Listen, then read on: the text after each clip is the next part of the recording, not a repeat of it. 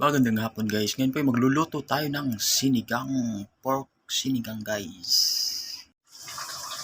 Ayan po guys ang ating pangsigang nagbaboy. So what's up guys? Ngayon po ay magluluto tayo ng sinigang na baboy.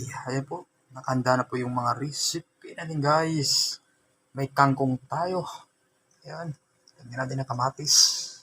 Talong tayo, panghalo sa sinigang guys. Guys, ang ginawa po natin ay nagpapakulo tayo.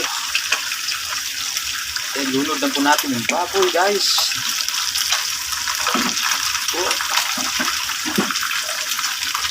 Lunod natin guys.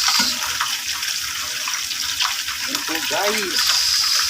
Ito lang takpan guys. Yan nga po guys. Medyo luto na siya guys. Lagyan natin ng sili guys.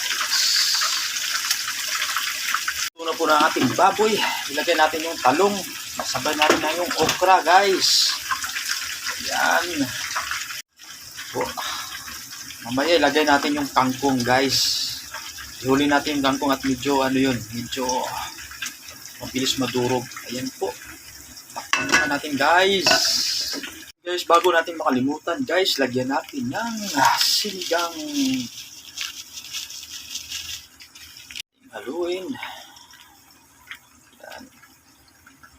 Takpan natin guys. Guys. Guys, luto na yung lagyan natin yung kangkong guys. Yan ang patumpik-tumpik pa. Haluin ng konti. Yan.